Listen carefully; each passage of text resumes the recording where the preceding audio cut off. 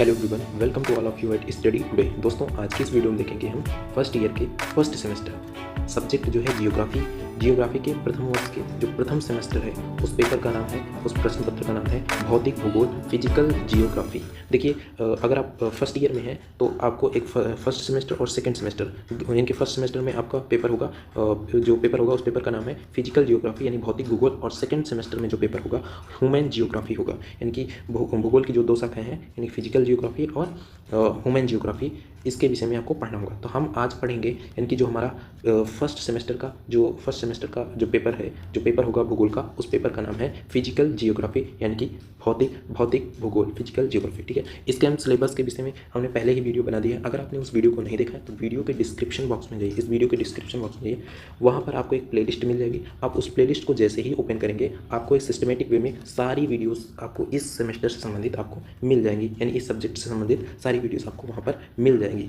तो हम चलिए आज के इस वीडियो में देखें। आज के इस वीडियो में मतलब कि इस यूनिट में हम पढ़ेंगे यूनिट वन को हम डिटेल से पढ़ेंगे। इसमें जो भी टॉपिक्स हैं उसको हम बेहतर तरीके से, जो भी क्वेश्चन बन सकते हैं उनको हम अच्छे तरीके से पढ़ेंगे, ताकि इस यूनिट से जो क्वेश्चन बन सकते हैं उनका हम आंसर ईजिली तरीके से दे सकें। कम टाइम है तो हम कम समय में बेहतरीन तरीके से सारे टॉपिक्स को कवर कर लेंगे। तो चलिए शुरू करते हैं। यहाँ पर देखिए, यूनिट वन में हमें पढ़ना क्या है। पहले टॉपिक क्या है, भौतिक भूगोल जो है उसकी प्रकृति क्या है, भौतिक भूगोल क्या है, उसकी प्रकृति क्या है, उसके क्षेत्र क्या है, इसके विषय में आपसे पूछ सकता है ना कि क्वेश्चन भौतिक भूगोल क्या है, इसकी प्रकृति और क्षेत्र के विषय में वर्णन कीजिए, ऐसे क्वेश्चन हो सकते हैं। ब्रह्मांड की उत्पत्ति क्या है, सौरमंडल क्या है, पृथ्वी क्या है, आपसे पूछ सकता है ब्रह्मांड की उत्पत्ति के विषय में आप बताइए कैसे उत्पत्ति हुई, ऐसे क्वेश्चन बन सकते हैं। पृथ्वी की आंतरिक संरचना, इससे भी क्वेश्चन बन सकते हैं। तो ये सारी चीज़ें हमें देखना है। तो चलिए हम देखते हैं। और अगर आप ये तो सिलेबस है, यानी आप देखेंगे सिलेबस हमने पहले वीडियो बना दी है, आप उसको देखेंगे तो बेहतरीन तरीके से हमने बताया है। ये इंग्लिश में भी हमने सिलेबस को कवर किया है। ठीक है, अब हम देखते हैं, सबसे पहले देखते हैं यूनिट वन जो है, यूनिट वन यानी कि फिजिकल जियोग्राफी जो है, इसका फर्स्ट पेपर है, फर्स्ट सेमेस्टर का जो है एक तरीके से फिजिकल जियोग्राफी, उसके हम यूनिट वन को आज डिस्कस करेंगे। तो सबसे पहले हम देखेंगे यूनिट वन को हमें क्या पढ़ना है। यूनिट वन में हमें पढ़ना है सबसे पहला टॉपिक भौतिक भूगोल की प्रकृति क्या है एवं क्षेत्र क्या है, ये टॉपिक है। तो यानी कि nature and scope of physical geography, इसके विषय में पढ़ना। चलिए हम देखते हैं। तो सबसे पहले हम देखते हैं, इसमें हम देखेंगे भौतिक भूगोल यानी कि फिजिकल जियोग्राफी है क्या। तो भौतिक भूगोल की ऐसी शाखा जिसके अंतर्गत हम धरती के यानी कि भौतिक भूगोल की वह शाखा जिसके अंतर्गत जलमंडल, स्थलमंडल, वायुमंडल, जैवमंडल आदि इन चीज़ों का अध्ययन करते हैं, उन्हीं को तो हम भौतिक भूगोल कहेंगे, है ना, उन्हीं को तो हम भौतिक भूगोल कहेंगे। ओके, ये चीज़ समझ में आए। तो भौतिक भूगोल पूछे कौन है, क्या है, फिजिकल जियोग्राफी क्या है, तो आप बता सकते हो जिसमें जैवमंडल, जलमंडल, स्थलमंडल, वायुमंडल और जैवमंडल इन सभी चीज़ों का अध्ययन किया जाता है, उसे हम भौतिक भूगोल कहते हैं। आगे हम इसमें बता सकते हैं भौतिक भूगोल का क्षेत्र, एरिया ऑफ फिजिकल जियोग्राफी, ये किन किन क्षेत्रों में फैला हुआ है, किन किन क्षेत्रों में ये फैला हुआ। तो जैसे हम जानते हैं जलमंडल है, तो जलमंडल के अंतर्गत जैसे नदी हो गया, तालाब हो गया, समुद्र हो गया, झरना, झील, जितने भी जल स्रोत हैं उन सभी के विषय में। स्थलखंड यानी कि धरती है, यानी कि द्वीप हो गए, महाद्वीप हो गए, और एक तरीके से जो पहाड़ हैं, पर्वत हैं, पठार हैं, रेगिस्तान, इन सभी चीज़ों के विषय में आप स्थलखंड के माध्यम से पढ़ते हैं। और वायुमंडल जो है, वायुमंडल में जैसा कि जानते हैं यानी कि वायु से संबंधित, यानी कि वायुमंडल संबंधित जैसे कि वायु क्या है ना, वातावरण क्या होते हैं, वायुमंडल में परत कितनी पाई जाती हैं, क्या, उन सभी के विषय में हमें अध्ययन करना होगा। ठीक है, जैवमंडल हमें जीव जंतुओं के विषय में पढ़ना होगा, है ना, मानव कैसे रहता है, जीव कहाँ पर कैसे, उसका क्या होता है ना, पेड़ पौधे कहाँ कैसे किस तरीके के हैं, ये सारी चीज़ें हमें जैवमंडल के अंतर्गत है। अब देखें हम अगली हेडिंग बना सकते हैं इस चीज़ में, जो है भौतिक भूगोल का महत्व, importance of physical geography, importance of physical geography, भौतिक भूगोल का व्यापक क्षेत्र और उसके निम्नलिखित शाखाओं के अंतर्गत समाहित है। कौन कौन से, जैसे मतलब इसके कहने का मतलब है कि भौतिक भूगोल जो है एक बहुत ही बड़ा व्यापक क्षेत्र है, इसे केवल एक छोटे से हम ऐसे नहीं समझ सकते कि उन ऊपर पढ़ लें, नहीं, इसके अंतर्गत बहुत सारे क्षेत्र हैं। जैसे भूभौतिक यानी कि भू धरती, धरा यानी कि भौतिक, इसके विषय में, धरती के विषय में भूविज्ञान, धरती विज्ञान जो है इसके विषय में पढ़ना है ना। एक तरीके से ये अपने आप में एक शाखा बन जाती है ना, उप शाखाएँ बन जाती हैं भौतिक भूगोल की। ठीक है, स्थलाकृति विज्ञान, देखते हो कहीं पर ऊंचा है, कहीं पर गड्ढे हैं, कहीं पर समुद्र है, कहीं पर तालाब है, कहीं रेगिस्तान है, कहीं पठार है, कहीं मैदान है, कहीं नदी है, कहीं झरना, ये एक स्थल ही तो है ना, स्थल ही तो है ना, उस पर कहीं क्या है, क्या, उन सभी का अध्ययन कैसे करें, स्थलाकृति विज्ञान के माध्यम से, इन सभी चीज़ों के ना, तो जिससे हमें आसानी होगी। शैल विज्ञान जो है, शैल विज्ञान का होता है चट्टानों का अध्ययन करना, एक भौतिक विज्ञान के ही अंतर्गत आएगा ना। चट्टानें जो होती हैं, पहाड़ पर्वत, इनकी जो चट्टानें होती हैं, अग्नि शैल और अवसादी चट्टानें, ये सारी चीज़ें जो होती हैं उनके विषय में हमें पढ़ना होगा। ठीक है, और हम जो अगला है जलवायु विज्ञान। जलवायु विज्ञान क्या है, इसके विषय में आप थोड़ा लिख सकते हैं कि यानी कि जलवायु विज्ञान है क्या, कैसे कैसे मौसम के बदलते हैं, ये सारी चीज़ें। उसके बाद मौसम विज्ञान हो गया। और मृदा विज्ञान, मृदा विज्ञान मिट्टी से संबंधित आप बता सकते हैं, मिट्टी क्या है, वो कैसे इसका निर्माण होता है, कितनी प्रकार की, किन किन क्षेत्रों में कहाँ कैसे मिट्टी पाई जाती है। वनस्पति विज्ञान आप बता सकते हो, वनस्पति पेड़ पौधे कहाँ पर किस तरीके के, कहीं पर पर्णपाती होते हैं वन, तो कहीं पर उष्णकटिबंधीय क्षेत्र होता है, यानी कि इस तरीके से हर एक क्षेत्र के किस तरीके से वन वहाँ पर उगेंगे। जंतु, इसी तरीके से जंतु विज्ञान, कहाँ पर किस तरीके के जंतु पाए जाते हैं। समुद्र विज्ञान, समुद्रों के विषय में पढ़ सकते हैं ना, समुद्र के नीचे क्या है, गर्त कई सारे होते हैं, गड्ढे होते हैं, है ना, गहरे गहरे गड्ढे होते हैं। समुद्र में जीव जंतु कैसे रहते हैं, वहाँ पर प्रवाल भित्तियाँ वगैरह पाई जाती हैं। समुद्र की जो क्षारीयता, इनकी लवणता होती है, वो सारी चीज़ें हम पढ़ सकते हैं। तो बहुत सारी चीज़ें, इन सभी के माध्यम से हम भौतिक भूगोल को अध्ययन करते हैं। इन सभी के क्षेत्रों में ऐसा नहीं है यही है, और भी हैं, हमने बस इतना ही।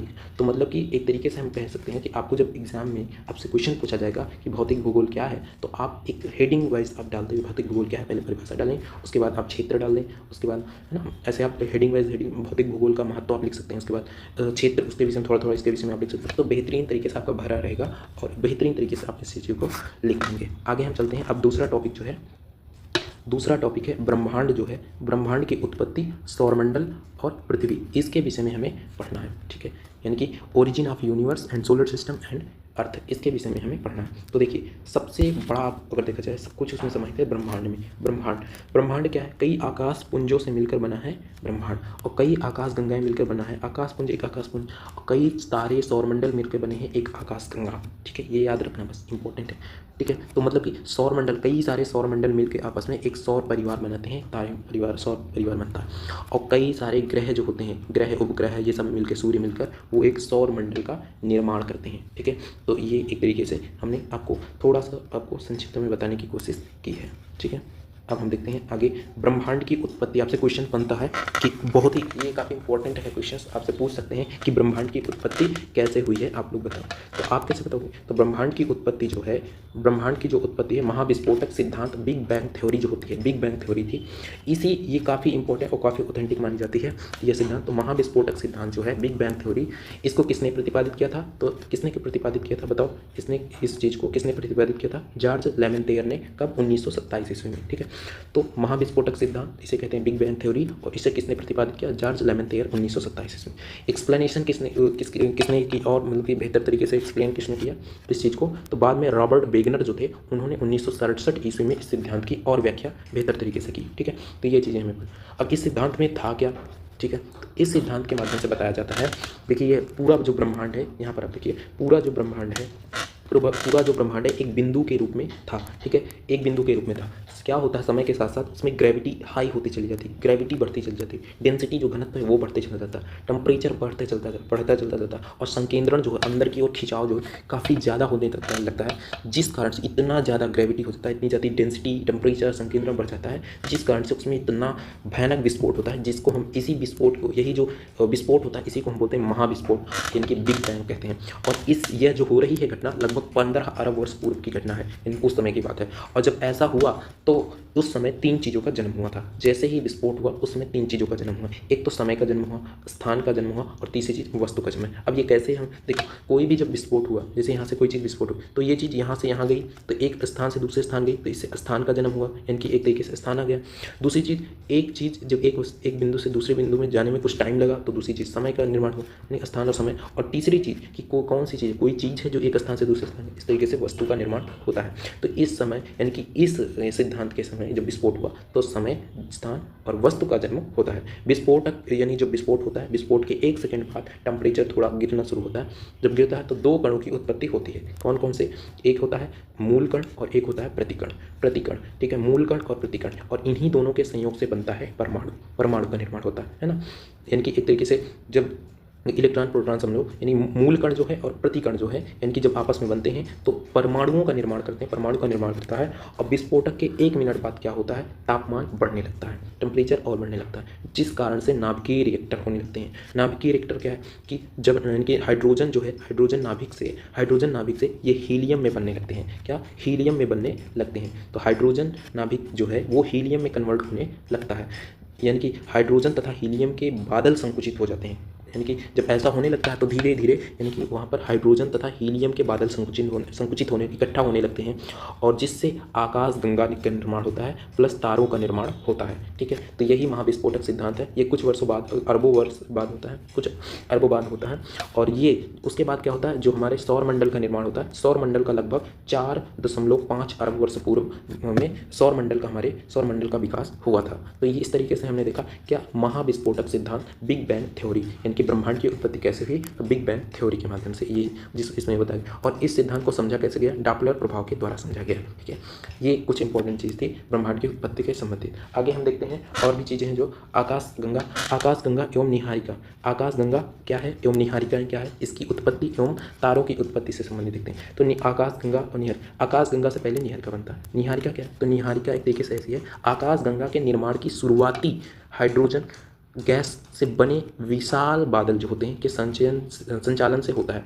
तो जो आकाशगंगा के निर्माण की शुरुआती जो स्टेज होती है ना, उस समय जब हाइड्रोजन गैस होते हैं और के बड़े बड़े विशाल बादल संकुचित होते हैं, उसी प्रक्रिया को, उसी चीज़ को हम क्या कहते हैं, निहारिका कहते हैं। जब वो बादल इकट्ठा होते हैं, ये सारी चीज़ें होती हैं, अस्तित्व में आता है, तब उसको बोलते हैं निहारिका। तो जब जैसे ही निहारिका अस्तित्व में आता है, वो झुंड के झुंड होने लगते हैं और गैसीय पिंड बना लेते हैं। गैसीय पिंड जो होते हैं वो हाइड्रोजन से हीलियम में कन्वर्ट होते रहते हैं। इसी को बोलते हैं हाइड्रोजन से हीलियम में बदलना, नाभिकीय संलयन कहलाता है। ठीक है, और उसके बाद जब इसी से क्या होता है, तारे का निर्माण होता है। क्या होता है, तारा का निर्माण होता है। आदि तारा जो प्रथम तारा होता है, आदि शुरुआती तारा जो होता है, स्टार्टिंग में जब बनता है एक नया तारा, तो वो आदि तारा। फिर क्या होता है, परमाणु टक्कर होते जब हाइड्रोजन जो हीलियम में मैक्सिमम हीलियम में कन्वर्ट हो जाता है, तो उसको बोलते हैं पूर्ण तारा। जब हाइड्रोजन जो हीलियम में कन्वर्ट हो जाता है तो उसको बोलते हैं हीलियम, यानी कि उसको बोलते हैं पूर्ण तारा निर्माण हो चुका है। ठीक है, तो ये सारी चीज़ें हैं। तो हमने देखा तारों का निर्माण कैसे होता है, आकाशगंगा का निर्माण कैसे होता है, ये सारी चीज़ें देखा। अब हम आगे देखते हैं निहारिका तो हमने पहले बता दिया कि आकाशगंगाओं के निर्माण की जो शुरुआती प्रक्रिया में हाइड्रोजन और हीलियम के संचलन बादल होते हैं, उन्हीं को हम निहारिका कहते हैं। ठीक है, तो आकाशगंगा हमने बता दिया उन्हीं संचयन से जो निर्मित होता है, जिसमें क्या होते हैं, पूरे सौर मंडल होते हैं, कई सारे तारे होते हैं आदि, इस तरीके से। एक बीच में एक ब्लैक होल, यहाँ पर आप देख सकते हो स्ट्रक्चर कैसे हमने बनाया है कि यहाँ पर जो एक तरीके से जो स्ट्रक्चर है, यहाँ पर आप देखो, यहाँ पर देखो एक तरीके से यहाँ पर एक बीच में एक ब्लैक होल है, यानी कि आकाशगंगा का कुछ ऐसा निर्माण होता है। यहाँ पर कुछ ये होते हैं, जैसे यहाँ पर बीच में तो ब्लैक होल होगा ही, हर एक आकाशगंगा में बीच में एक ब्लैक होल होता है जिसमें ग्रेविटी बहुत ही ज़्यादा हाई होती है। ठीक है, जिस कारण पूरी सारा चीज़ें एक दूसरे के चारों ओर चक्कर लगाती रहती है, यानी कि तारों का संकेंद्रण होता है। तारों का संकेंद्रण यहाँ पर होता है, काफ़ी ज़्यादा तारे होते हैं। और सौरमंडल जो होता है, यहाँ पर देखो ना, सौरमंडल, कई सारे सौरमंडल होते हैं। ठीक है, तो इस तरीके से और नए तारों का निर्माण जो होता है ऐसे कुछ किनारों पर, यहाँ पर मतलब कि शुरुआत में होता है। अब देखिए आकाशगंगा जो है, आकाशगंगा 3 प्रकार की होती है, दीर्घवृत्ताकार, सर्पिलाकार और अनाकारकीय। ठीक है, तो टाइप ऑफ आकाशगंगा दीर्घवृत्ताकार होता है, सर्पिलाकार होता है और अनाकारकीय होता है। आगे हम देखते हैं गुरुत्वाकर्षण बल के अधीन बंधे तारे, धूलकण एवं गैसों के तंत्र को ही आकाशगंगा की संज्ञा दी जाती है। किसकी संज्ञा दी जाती है, आकाशगंगा। क्यों, देखिए धूलकण जो गुरुत्वाकर्षण बल के अधीन के कारण तारे, जितने भी तारे हैं, है ना, धूलकण हो गए, गैस के संचयन तंत्र हो गए, सौरमंडल, ये सारे जब संकुचित हो जाते हैं, एक जगह इकट्ठा होने लगते हैं, तो उसी को तो बोलेंगे आकाशगंगा, उसी को तो आकाशगंगा की संज्ञा दी जाती है।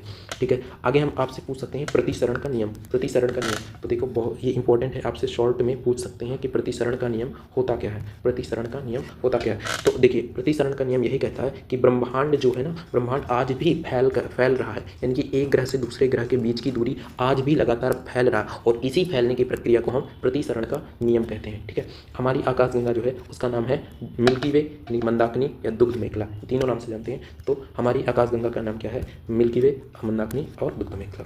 ठीक, तारों की उत्पत्ति पहले ही बता दिया था, जो कि तारों की उत्पत्ति देखिए, तारों का जो रंग होता है ना, तापमान पर निर्भर करता है। नीला सफ़ेद तारा जो होता है इसको बोलते हैं युवा तारा कहते हैं। और पीला या नारंगी जो होता है वो प्रौढ़ तारा हो जाता है थोड़ा, और लाल तारा हो जाता है वृद्ध तारा जो हो जाता है ना। लाल तारा जो होता है वो, जिसका रंग लाल होता है, वो वृद्ध तारा हो जाता है। इसमें क्या होता है, धीरे धीरे हाइड्रोजन पूरा हीलियम में बदलता चला जाता है, उसी के तरह। ठीक है, उसके बाद देखते हैं चंद्रशेखर सीमा क्या है। चंद्रशेखर जी को जो कि भारत के थे, उन्होंने चंद्रशेखर सीमा एक बताया कि उनको नोबेल पुरस्कार से सम्मानित भी किया गया। कब किया गया, 1983 में, जो कि भारतीय थे। ठीक है, तो चंद्रशेखर जी को एक नोबेल पुरस्कार से भी सम्मानित किया है। अब इसमें उन्होंने क्या बताया कि उन्होंने बताया 1.44 जो होता है ना, यहाँ इसके देखिए, यहाँ पर आप समझने की कोशिश कीजिए। देखिए एक तरीके से यहाँ पर सूर्य का जो द्रव्यमान है ना, अगर सूर्य के द्रव्यमान से कम है उस ग्रह का अगर सूर्य के द्रव्यमान से कम है तो क्या होगा, सूर्य के द्रव्यमान के बराबर नहीं है बल्कि कम है उससे इस पिंड का, तो वो श्वेत वामन बनेगा। श्वेत वामन यानी कि काला वामन यानी कि ब्लैक डॉर्फ वो ग्रह जो पिंड है वो बनेगा। ठीक है, जो तारा है एक तरीके से वो कैसा बन जाएगा, ब्लैक वामन। लेकिन सूर्य के द्रव्यमान से अगर अधिक है उसका द्रव्यमान तो क्या होगा, वो लाल दानव तारा जो है वो क्या करेगा, उसमें क्या होने लगेगा, जब द्रव्यमान ज़्यादा तो उसमें इतनी ज़्यादा ग्रेविटी होगी, ग्रेविटी हाई होने लगेगी, संकेंद्रण हाई होने लगी, जिस कारण से पूरा अंदर की ओर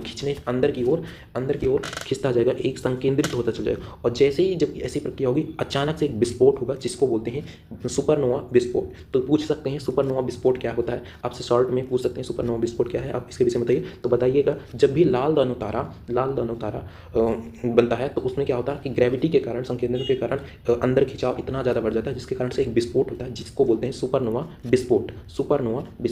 और ये विस्फोट होने के बाद न्यूट्रॉन तारा निर्माण करता है। उसके बाद न्यूट्रॉन तारा और जिसकी डेंसिटी हाई होती है, और इसी डेंसिटी हाई होने के कारण ये तेज़ी से गति करने लगते हैं जिस कारण से इसी गति को हम पल्सर भी कहते हैं। और आगे चलकर ये ब्लैक होल का निर्माण करते हैं। ब्लैक होल जो समझते हो ना, ब्लैक होल यानी कि जो पूरा सारा चीज़ अपने अंदर खींच ले, इतनी ज़्यादा उसमें ग्रेविटी क्षमता होती है, हर चीज़ को वो अपने अंदर समाहित कर लेती है, उसी को बोलते हैं ब्लैक होल। कृष्ण विवरण। ठीक है, आगे अब हम देखते हैं अगला जो है खगोलीय पिंड जो होते हैं। खगोलीय पिंड में हमने पहले जो इंपॉर्टेंट पॉइंट्स हैं जब से शॉर्ट पे पूछ सकते हैं। चंद्रशेखर सीमा तो मैंने बता दिया 1.44 जो होता है इसके यानी कि सूर्य के द्रव्यमान से जो कम या ज़्यादा हो उस ग्रह का, तो ये सुपरनोवा विस्फोट हमने बता दिया, लाल दानव तारा का से जब उसके बाद विस्फोट होता है, पल्सर गति हमने बता दिया। और न्यूट्रॉन तारा के विषय में ब्लैक होल, श्वेत वामन, नक्षत्र, ये सब आप जानते हैं। तारामंडल क्या, जिन ताराओं के कई सारे तारों के मंडल जो होते हैं, तारामंडल, ध्रुव तारा, धूमकेतु, क्षुद्र ग्रह, उल्का पिंड ना, ये सारी चीज़ें। उसके बाद आपको इस सब से शॉर्ट में आपसे हो सकता है पूछ ले, ठीक है, 3 नंबर में। और उसके बाद हमारा सौरमंडल एवं सूर्य, इसके विषय में। तो हमारा सौरमंडल जो है उसमें सूर्य है, सूर्य की संरचना है। तो सूर्य जो है 4.5 अरब वर्ष पूर्व बना है। सूर्य जो है सूर्य की संरचना ग्रह है। इसमें कौन कौन से ग्रह, देखिए सन है हमारे पास, सन है, और ये कुछ ऐसे हमारे व्यवस्थित हैं ग्रह। सबसे पास है सूर्य के बुध, उसके बाद शुक्र, उसके बाद पृथ्वी, उसके बाद मंगल। ये इनको बोलते हैं आंतरिक ग्रह, इसको बोलते हैं बाह्य ग्रह। इसके बीच में कई सारे धूल ग्रह आदि की पट्टी है ना, कई सारे। ठीक है, तो ये क्या है, बुध ग्रह है, शुक्र ग्रह, उसके बाद पृथ्वी, उसके बाद मंगल, उसके बाद बृहस्पति, उसके बाद शनि, उसके बाद अरुण, उसके बाद वरुण। ठीक है, और हम एक चीज़ बताते हैं यहाँ पर आपको बढ़ते क्रम में अगर देखना है तो सबसे बड़ा कौन सा है, सबसे बड़ा है हमारा बृहस्पति, उसके बाद शनि, उसके बाद अरुण, उसके बाद वरुण, उसके बाद हमारी पृथ्वी आती है, उसके बाद हमारा आता है मंगल, उसके बाद बुध, उसके बाद शुक्र। ठीक है, तो सबसे बड़ा ये, उससे छोटा ये सबसे छोटा हमारा बुध है। ठीक है, इस तरीके से हमने शॉर्ट में आपने देखा। पृथ्वी की उत्पत्ति एवं विकास। अब देखते हैं पृथ्वी की उत्पत्ति, जो हमारी पृथ्वी है उसकी उत्पत्ति कैसे हुई। वैसे अभी तक तो हमने देखा ब्रह्मांड, सूर्य, सौरमंडल, इन सभी चीज़ों की उत्पत्ति के विषय में पढ़ा। अब लेकिन हमारी पृथ्वी का उत्पत्ति, हमारी पृथ्वी का कैसे जन्म हुआ तो उसके विषय में। तो देखिए पृथ्वी की उत्पत्ति के विषय में कुछ मत है कि धार्मिक मत है कि कहते हैं भगवान ने किया, भगवान जैसे कि धार्मिक ग्रंथों में हमें कई सारे उल्लेख मिलते हैं ना, वो इंपॉर्टेंट नहीं है ना, लेकिन एक वो है कि उनके भी आधार पर बताया जाता है। दूसरा है आधुनिक विचारधारक, जो हमारे आधुनिक विचारधारक हैं, ये इंपॉर्टेंट है, इसी से क्वेश्चंस बनते हैं। तो आधुनिक विचारधारा में आपसे जैसे इसमें हम सबसे पहले देखते हैं एक अद्वैतवादी यानी कि एक तारक, यानी कि इसमें क्या होता है, एक तारों की संकल्पना होती है। ठीक है, और इसमें द्वैतवादी या इसे बोलते हैं युग्म तारक, तो इसमें 2 तारों की संकल्पना से बताया जाता है कि पृथ्वी का निर्माण हुआ। अब एक एक के विषय में पढ़ते हैं। देखिए इसमें हम देखते हैं जो है यहाँ पर आप देखिए, तो एक तरीके से अब देखते हैं यानी कि जब यहाँ पर हम अद्वैतवादी एक तारक जो है इसके विषय में देखते हैं, तो यहाँ पर हम 3 तरीके से देखते हैं। पहला डॉक्टर बफन ने अपना एक सिद्धांत दिया। उसके बाद कांट वायव्य राशि की परिकल्पना उन्होंने दिया, कांट ने दिया। लाप्लास निहारिका परिकल्पना, ये 3 महत्वपूर्ण हैं और काफ़ी बार एग्जाम में पूछे गए। ठीक है, और उसी के बाद यहाँ पर द्वैतवाद में भी इंपॉर्टेंट है, एक ग्रहाणु परिकल्पना और एक है ज्वारीय परिकल्पना, मोस्ट इंपॉर्टेंट है, इनसे क्वेश्चन बनते ही हैं, कोई भी पूछ लेगा हो सकता है। तो अब देखते हैं डॉक्टर बफन की परिकल्पना, बहुत ईजी है, आप समझिए। डॉक्टर बफन की परिकल्पना, ये फ्रांसीसी वैज्ञानिक कॉम्टे द बफन, इनका नाम था कॉम्टे द बफन। इन्होंने क्या किया, सबसे पहले ये सिद्धांत दिया, उन्होंने बताया क्या कि जब सूर्य है उसके पास एक धूमकेतु आया जो टक्कर किया, जिससे कई सारे टुकड़े टूट कर मलबा के रूप में निकले, और यही जाके आगे कई सालों बाद ये ग्रह का निर्माण किए। ठीक है, ग्रह बने, हमारे प्लैनेट बने। ठीक है, तो डॉक्टर बफन की परिकल्पना यही कहती है कि उन्होंने जो बताया कि जो सन है वहाँ से दूर से काफ़ी बड़ा धूमकेतु आया जो कि टक्कर किया, यानी कि सूर्य से टक्कर हुआ और जिस कारण से कई सारे सूर्य के टुकड़े टूटकर अलग रूप में बिखर गए और यही ग्रह का निर्माण हुआ। ठीक है, आगे हम देखते हैं दूसरा, कांट की वायव्य राशि परिकल्पना। कांट की वायव्य राशि परिकल्पना, जर्मन वैज्ञानिक सन 1755 ईस्वी में इन्होंने क्या किया, कांट ने एक परिकल्पना बताई। उन्होंने कहा कि जब निहारिका जो होती है ना, निहारिका उसमें तेजी से गति घूर्णन कर रही थी, है ना, तेजी से घूर्णन कर दी, ऊष्मा में वृद्धि हो गई, जिस कारण से अपकेंद्रीय बल यानी कि जो बाहर वाला बल है वो काफ़ी ज़्यादा हो गया और अभिकेंद्रीय बल जो है, अभिकेंद्रीय अंदर वो जो खींचता है कोई चीज़ है, अंदर वाला जो खींचेगा वो कम हो गया और बाहर वाला अधिक हो गया, जिस कारण से छल्ले रूपी अवशेष जो है बिखर गए, छल्ले रूपी अवशेष बिखर गए जो आगे चलकर ग्रह बने। बाकी जो बचा हिस्सा था वो सूर्य बना। ठीक, तो ये एक तरीके से है, क्या है, एक तरीके से पुनः हम देखते हैं कि यहाँ पर देखिए कि जर्मन वैज्ञानिक जो थे सन 1755 ईस्वी में उन्होंने बताया कि जो कांट की वायव्य राशि परिकल्पना है, उन्होंने बताया कि जो निहारिका है उसमें तेजी से घूर्णन होने लगी और जिस कारण से ऊष्मा में वृद्धि हो गई और जब ऊष्मा में वृद्धि होती गई तो उस कारण से क्या होता है, अपकेंद्रीय बल जो है अधिक हो जाता है, अपकेंद्रीय बल अधिक हो जाता है अभिकेंद्रीय बल से, यानी कि अभिकेंद्रीय बल अंदर वाले बल जो अंदर लगता है वो उससे अधिक हो गया अपकेंद्रीय बल, जिस कारण से वहाँ पर कई सारे अवशेष बिखर गए और यही बिखरे हुए ग्रह का निर्माण करते हैं, बाकी बचा हुआ हिस्सा सूर्य बनता है। ठीक है, ये है कांट की वायव्य राशि परिकल्पना। आगे देखते हैं लाप्लास की निहारिका परिकल्पना। निहारिका जो है, निहारिका धीरे धीरे ठंडी हो रही थी। ठीक है, बाहरी हिस्सा ठंडा हो गया, आकार कम होगा, जब ठंडी होगा तो आकार कम होगा, सिंपल सी बात है, और जब तब क्या होगा, सिकुड़ेगा तो जिस कारण से घूर्णन गति बहुत तेज हो गई, जिससे कि अपकेंद्रीय बल अधिक हो गया, अपकेंद्रीय बल अधिक हो गया गुरुत्वाकर्षण बल के कारण से याद रखना, इसमें जो बताए थे कांट ने, वहाँ अपकेंद्रीय बल अभिकेंद्रीय बल से अधिक होता है, यहाँ पर बताया गया अपकेंद्रीय बल जो है गुरुत्वाकर्षण बल से अधिक हो गया, मोस्ट इंपॉर्टेंट चीज़ है। तो यहाँ पर जिस कारण से क्या हो, अपकेंद्रीय बल गुरुत्वाकर्षण बल से अधिक हो गया, जिस कारण से कई सारे छल्ले रूपी मलबा अलग होकर टूट गया और जो बाद में ठंडा होकर ग्रह बने, बाकी जो बचा हुआ वो सूर्य का निर्माण करता है। ठीक है, इस तरीके से हमें लाप्लास की परिकल्पना हमने देखा और ये सब हो रहा है केवल और केवल एक ही पिंड से, एक ही तारक से निर्माण हो रहा है, इसीलिए इसको बोलते हैं एक तारा की संकल्पना, एक तारक। ठीक है, अब हम देखते हैं अगला द्वैतवादी तारक या दो तारों की संकल्पना। ठीक है, इसमें क्या होता है, चैम्बरलिन एवं मोल्टेन का ग्रहाणु सिद्धांत, ये काफ़ी इंपॉर्टेंट है ये सारी चीज़ें। ठीक है, चैम्बरलिन एवं मोल्टेन का ग्रहाणु सिद्धांत। ठीक है, इसमें क्या होता है कि उन्होंने बताया कि एक सूर्य है, सूर्य के पास में क्या होता है, एक तारा ये हो गया और एक तारा और है जो बाहर से आता है, जिसका जो आकर्षण बल है ना, अट्रैक्टिव फोर्स, जो आकर्षण बल है ना वो बहुत ज़्यादा है, यानी कि बहुत ज़्यादा होने के कारण जो आकर्षण बल जो है वो बहुत ज़्यादा होने के कारण जैसे ही यहाँ से गुजरता है, तो जैसे ही पास से गुजरता है ना, तो वहाँ पर क्या होता है, कई सारे टुकड़े सूर्य के जो है ना इससे अलग हो जाते हैं, क्योंकि इसका फोर्स अधिक है, यानी कि आकर्षण बल अधिक है, तो इसके कई सारे टुकड़े बिखर गए जो कि मलबा के रूप में बिखर गए और यही आगे चलकर ठंडे होकर ग्रहाणु, इसीलिए ग्रह के अणु बने और यही को हम बोलते हैं ग्रह। तो यानी कि इसी के आधार पर इसको ग्रहाणु परिकल्पना कहते हैं। तो ये जो मलबा के रूप में प्राप्त हुई है, इन्हीं से हम कहते हैं कि ग्रहों का निर्माण हुआ, इन्होंने बताया, चैम्बरलिन एवं मोल्टेन का सिद्धांत। आगे हम देखते हैं जेम्स जीन्स एवं जेफरी की ज्वारीय परिकल्पना, काफ़ी इंपॉर्टेंट ये भी है। ठीक है, तो जेम्स जीन्स एवं जेफरी की ज्वारीय परिकल्पना में देखते हैं, यहाँ पर सन है, यानी उन्होंने बताया कि जब सूरज के पास से एक तारा गुजरता है तो इतना ज़्यादा उसमें आकर्षण बल के कारण होता है, जिस कारण से पृथ्वी का जो सतह है ना, वहाँ की काफ़ी जो क्षेत्र, जो मिट्टी है या फिर खंड है, उस सूर्य का खंड काफ़ी बिखरने लगा, जैसे ज्वार, जब इसमें बताया गया कि जब ज्वार भाटा आता है ना, ज्वार, तो देखिए अट्रैक्शन जो यानी कि ग्रेविटी हाई होने के कारण, जो आकर्षण बल है ज़्यादा होने के कारण देखो उठता है ना, तो वैसे बार बार उठते चला गया। देखिए जब बार बार ऐसे प्रक्रिया होती रही तो कई सारे टुकड़े बिखरते गए। यहाँ देखिए, यहाँ पर जो प्रक्रिया, तो बिखरते गए, तो जिस कारण से ये मलबा के रूप में प्राप्त हुए और ये इन्हीं से ग्रहों का निर्माण होता है। इसी को बोलते हैं ज्वारीय परिकल्पना। 1919 में दिया था। ठीक है, और जेफरी की परिकल्पना, उन्होंने जेफरी यानी कि ये जेम्स जीन्स और जेफरी की परिकल्पना दोनों ने मिलकर दी। अब जेफरी ने एक परिकल्पना बाद में और दी, उन्होंने बताया नहीं, ऐसा नहीं हुआ, यहाँ पर हमारी पृथ्वी सूरज है और सूरज के पास में दो आपस में तारे जो हैं टक्कर किए हैं और जिस कारण से उनके कुछ मलबे बिखर गए और यही आगे चलकर क्या होता है, यहाँ पर ग्रहों का निर्माण करते हैं। सभी में कुछ कमियाँ रही हैं, जिस कारण से कई सारी कमियां उसमें रही हैं कि कैसे आप मान लोगे, ऐसा पता नहीं, क्योंकि हम वहाँ तो देखे नहीं, तो कई सारी कमियों के कारण ये आज भी उतना ऑथेंटिक नहीं रहती है और ये आपके एग्ज़ाम के लिए काफ़ी इंपॉर्टेंट है। इसमें से ये पाँचों जो है इसे पढ़ के जाना, इसमें से कोई भी पूछा जा सकता है। आगे हम देखते हैं आगे हम देखते हैं अगला टॉपिक है पृथ्वी की आंतरिक संरचना, इनर स्ट्रक्चर ऑफ अर्थ। पृथ्वी की आंतरिक संरचना अंतिम टॉपिक है, इसे देखते हैं। अब देखते हैं इसमें, देखिए अप्राकृतिक स्रोत जो होते हैं, जैसे कि तापमान हम सिंपली नहीं देख सकते ना। पृथ्वी के अंदर जो है टेम्परेचर जो है हम कैसे देखेंगे, दाब क्या है अंदर का घनत्व क्या है, तो ये अप्राकृतिक स्रोत है, इसे मेजर करना पड़ता है। प्राकृतिक स्रोत में जैसे कि ज्वालामुखी हो गया, अंदर से जब निकलता है तो हम ज्वालामुखी के माध्यम से देख लेते हैं।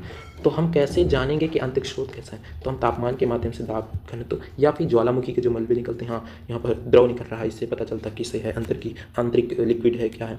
भूकंप जब आता है तो वेव के आधार पर, क्योंकि वेव में कई सारे जो पी तरंगे, एस तरंगे, एल, तो हमें पता चलता है कहाँ पर लिक्विड है कहाँ पर नहीं है, क्योंकि द्रव में जो धीमी गति होती है, द्रव में नहीं चलती है इस तरंगे। तो इस तरीके से चीज़ें हम उसको मेजरमेंट कर पाते हैं, चीज़ों को समझ पाते हैं कि धरती के अंदर जो है किस तरीके की कौन सी सतह है, कहाँ पर लिक्विड है, कहाँ पर सॉलिड है, कहाँ पर कौन से तत्व हैं, ये सारी चीज़ों का अध्ययन करते हैं। तो देखते हैं एक तरीके से स्ट्रक्चर देखते हैं, हमारे पास टाइम बहुत कम है तो हम देखते हैं जस्ट, यानी कि यहाँ पर देखिए, यहाँ पर ये है एक स्ट्रक्चर। आप देखिए धरती का एक, यानी कि काट कर अगर हिस्सा हम देखें ऐसे जस्ट, तो हमें कुछ ऐसे देखते हैं। तो यहाँ पर हम देख रहे हैं एक तरीके से, जब ऊपर वाली लेयर जो है ना, ऊपर वाली को लेयर को हम कहते हैं भूपर्पटी। धरती की जो सतह है, हम धरती की सतह पर जिस सतह पर, उसको बोलते हैं भूपर्पटी यानी क्रस्ट बोलते हैं, भूपर्पटी। उसके नीचे के जस्ट लेयर को हम बोलते हैं आंतरिक भूपर्पटी है ना। उसके बाद ऊपरी मेंटल, फिर निचली मेंटल।